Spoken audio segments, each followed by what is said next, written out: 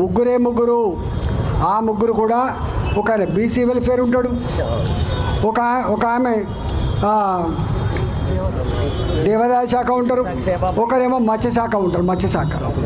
మత్స్యశాఖ మంత్రి అన్నాడు ఇప్పటికే, నేను తెలుగు ఉన్నాయి ఉన్నందుకు నాకు మళ్ళీ అదే మత్స్యశాఖ ఇస్తారా, నేను బీసీ అయినందుకు నాకు ఇదే బీసీ మంత్రి శాఖ ఇస్తారా అని చెప్పి వాళ్ళు అంటారు. వాళ్ళకు ఒక మున్సిపల్ అడ్మినిస్ట్రేషన్ మినిస్టర్ రాదు, వాళ్ళకు రెవెన్యూ మినిస్టర్ రాదు, వాళ్ళకు బీసీ ఆర్థిక మంత్రి రారు, వాళ్ళకు ఒక బీసీ పెద్ద పోర్ట్ఫోలియోలు రావు. ఒక రెవెన్యూనో, ఒక ఫైనాన్సో, ఒక హోమో, ఒక మున్సిపల్ అడ్మినిస్ట్రేషన్ ఉందా?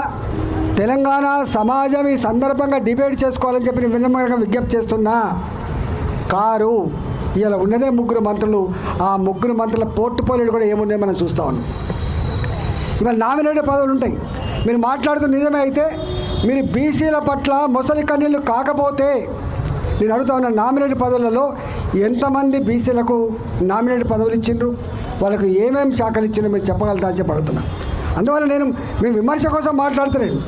ఇంతకుముందు చెప్పినట్టుగా ప్రాంతీయ పార్టీల అధికారం ఉన్నంత వరకు వేరే కుటుంబం వాళ్ళు, వేరే కులం వాళ్ళు ముఖ్యమంత్రి అయ్యే ఆస్కారం లేదనేది నిర్వివాద అంశం. మీరు 50 ఏళ్ళు పాలించిండ్రు కాలే. ఒక బీజేపీ మాత్రం, భారతీయ జనతా పార్టీ మాత్రం ఇవాళ మొట్టమొదటిసారిగా స్వయంగా మోడీ గారు లాల్ బహదూర్ స్టేడియంలో మీటింగ్ పెట్టిండు. ఎన్నికల ముందు ఒక మాట ఇచ్చిండు వారు. ఏమని? స్వతంత్రం వచ్చినప్పటి నుంచి ఇప్పటి వరకు ఒక బీసీ ముఖ్యమంత్రి కాలేదు కాబట్టి బీసీలలో అంతర్మదనం, బీసీలలో ఎక్కడో ఆత్మఘోష, బీసీలలో ఎక్కడో దుఃఖం ఉంది కాబట్టి మీరు మాకు ఓటేయండి, ఓబీసీ ముఖ్యమంత్రి చేస్తా అని చెప్పి మొట్టమొదటిసారిగా ప్రకటించిన వ్యక్తి నరేంద్ర మోడీ గారు. నేను అడుగుతా ఉన్నా, దీని మీద డిబేట్ సిద్ధంగా ఉన్నామని చెప్పి అడుగుతున్నాం.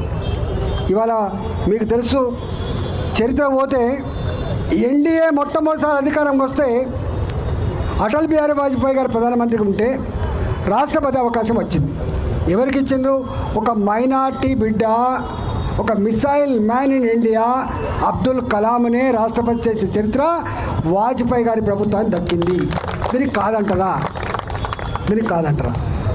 మోడీ గారు ప్రధానమంత్రి అయిండు.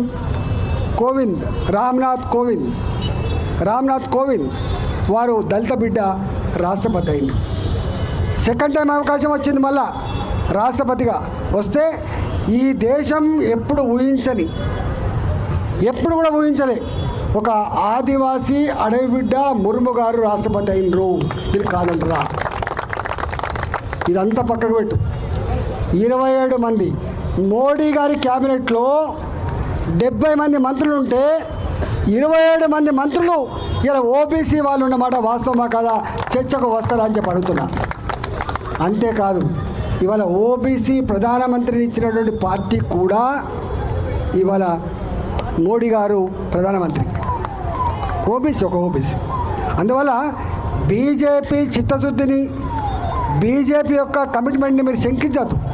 నేను అడుగుతా ఉన్నా, 30 సంవత్సరాలు మందకృష్ణ నాయకత్వంలో ఏబీసీల వర్గీకరణ కోసం ఉద్యమం జరిగితే వచ్చినట్టే వచ్చి ఫలితం మళ్ళీ చేజారిపోతే స్వయంగా మోడీ గారు హైదరాబాద్కి వచ్చి ఇంత పెద్ద జాతి ఇన్ని సంవత్సరాలుగా ఒక న్యాయమైన పోరాటం చేస్తున్నప్పుడు ప్రజాస్వామ్య వ్యవస్థలో ఆ ప్రజల యొక్క కోరిక నెరవేర్చాల్సి అక్కరుందని చెప్పి ఇవాళ ఏబీసీల వర్గీకరణను మాట ఇచ్చి అమలు చేసిన వ్యక్తి నరేంద్ర మోడీ గారు, భారతీయ జనతా పార్టీ కేంద్ర ప్రభుత్వం. అందువల్ల ఇవాళ అనేక అంశాలు మాట ఇచ్చినే అమలు చేసింది, మాట ఇవ్వని కూడా అమలు చేసింది, మేనిఫెస్టోలో పెట్టినే అమలు చేసింది, మేనిఫెస్టోలో పెట్టని వాటి కూడా అమలు చేసే చరిత్ర భారతీయ జనతా పార్టీ. కాబట్టి మమ్మల్ని విమర్శించే ప్రయత్నం చేయకండి. నేను అంటున్నా వల్ల తమిళనాడులో ఎట్లయితే వాళ్ళు ఏ ప్రాసెస్ చేసిండో ఆ ప్రాసెస్ తప్పకుండా ఇక్కడ చేయాలని చెప్పి నీ ప్రభుత్వాన్ని డిమాండ్ చేస్తున్నా. ఎప్పటి వరకు మీరు ఒకరు అంటారు తొందరగా పాత రిజర్వేషన్ల ప్రకారం ఎన్నికలు పోతామని ఒకరు అంటారు, మీ దాంట్లో లేదు 42% సాధించేంత వరకు ఎన్నికలు పోమని ఒకరు అంటారు.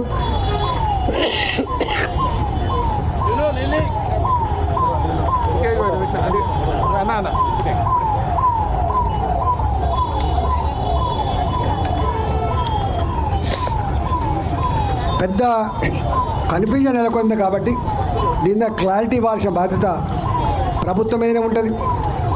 ఇవాళ ఈ బంద్ పార్టీలు పిలుపు ఇవ్వలే, ఈ బంద్కు పిలుపునిచ్చింది బీసీ జేఏసీ పిలుపునిచ్చింది. దానికి ఇవాళ కింద ఏం జరుగుతుందో వాళ్ళకు రిపోర్ట్ ఉంది కాబట్టి అనివార్యంగా అన్ని పార్టీలు కూడా ఇవాళ బీసీ జేఏసీ ఇచ్చిన పిలుపును ఇవాళ అమలు చేసే పరిస్థితి వచ్చింది.